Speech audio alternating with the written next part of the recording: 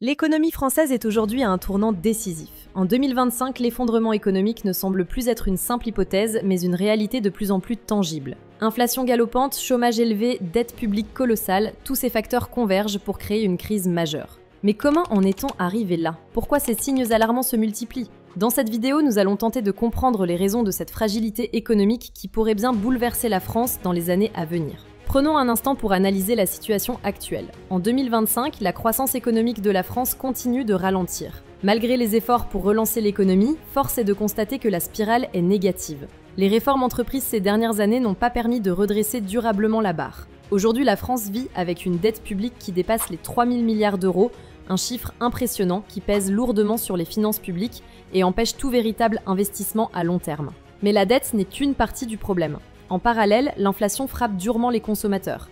Les prix des produits alimentaires, du carburant et de l'énergie continuent d'exploser. Et à cela s'ajoute la stagnation des salaires. Résultat, le pouvoir d'achat des Français s'effondre, ce qui impacte directement la consommation, un moteur essentiel de l'économie.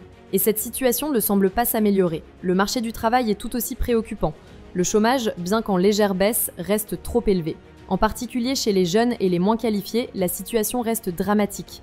Le marché du travail français est considéré comme trop rigide, ce qui empêche les entreprises de recruter facilement. Les réformes censées améliorer la situation n'ont pas apporté les résultats escomptés. Bien au contraire, la précarité des contrats de travail s'est renforcée et le nombre d'emplois stables a diminué. Les entreprises, par ailleurs, peinent à investir, à innover et à recruter. La confiance dans l'avenir est en berne et cela ralentit encore plus la reprise. Les investisseurs se montrent prudents face à une économie fragile et incertaine. Cette atmosphère de méfiance et de pessimisme touche également les consommateurs qui, voyant leurs finances se dégrader, préfèrent économiser plutôt que dépenser, ce qui ralentit encore davantage la croissance. Mais si la situation économique semble fragile, elle est aussi marquée par une fracture sociale grandissante. Les inégalités ne cessent de se creuser.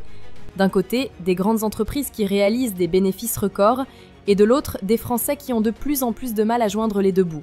Le chômage de longue durée affecte des millions de personnes, et ceux qui ont la chance de travailler peinent à faire face à la hausse des prix.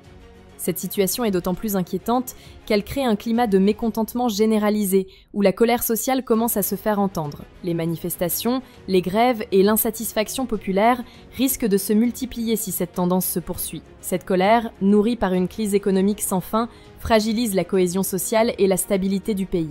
Les tensions sociales, déjà visibles, pourraient devenir un véritable défi pour l'avenir politique de la France. À cela s'ajoute un facteur extérieur, la situation géopolitique mondiale. La guerre en Ukraine, les sanctions économiques internationales et les perturbations des chaînes d'approvisionnement mondiales ont un impact direct sur l'économie française.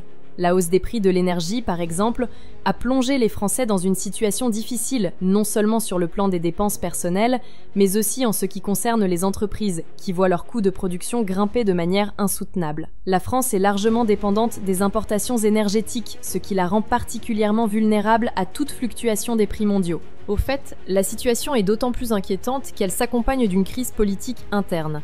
Le 9 juin 2024, le président Macron a pris la décision historique de dissoudre l'Assemblée nationale, espérant renforcer la stabilité politique du pays. Mais cette décision a plongé la France dans une crise politique majeure, aggravant encore l'incertitude économique. Cette crise politique ne devrait atteindre son paroxysme qu'en septembre 2025, où le pays pourrait se retrouver à un point de rupture, tant sur le plan économique que politique. La France fonce droit dans le mur, mais peut-elle encore éviter la catastrophe ? C'est une question urgente, car la situation est de plus en plus précaire. La dette publique continue de croître à un rythme insoutenable, les déficits se multiplient et la croissance reste anémique. Si la France ne prend pas les mesures nécessaires, l'effondrement économique pourrait devenir inévitable. La pression financière sur les ménages et les entreprises, la réduction des capacités de l'État à financer ses projets et la détérioration de la compétitivité du pays sont des signes de plus en plus alarmants. Ainsi, l'économie française en 2025 se trouve à la croisée des chemins. Si rien ne change, la situation pourrait se dégrader de manière irréversible. Les prévisions économiques sont alarmantes. Une dette qui continue d'augmenter, des déficits qui ne cessent de se creuser, une inflation qui pèse lourdement sur le quotidien des Français et une classe moyenne de plus en plus écrasée par les inégalités. Si ces tendances persistent, l'effondrement économique ne sera plus une simple hypothèse, mais une réalité qui frappera le pays dans son ensemble. Mais tout n'est pas perdu. Il existe des solutions, des réformes qui pourraient permettre à la France d'éviter l'effondrement.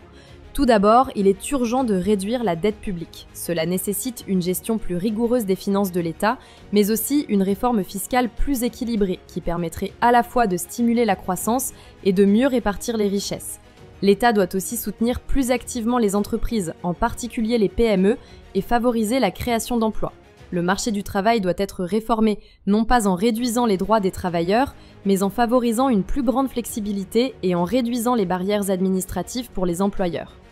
La transition énergétique est également un axe stratégique. La France doit accélérer sa politique de transition énergétique, non seulement pour lutter contre le changement climatique, mais aussi pour réduire sa dépendance énergétique. Cela pourrait permettre de créer des milliers d'emplois et de renforcer la souveraineté économique du pays. En misant sur les énergies renouvelables, la France pourrait non seulement réduire ses émissions de CO2, mais aussi créer des industries de demain. Enfin, il est crucial de restaurer la confiance des Français dans l'économie. Cela passe par une révision des politiques économiques actuelles et une volonté politique forte pour rétablir la justice sociale et fiscale. Il faut remettre de la cohésion dans le tissu social et économique pour éviter que la fracture ne se creuse davantage. En conclusion, l'économie française en 2025 se trouve à un tournant.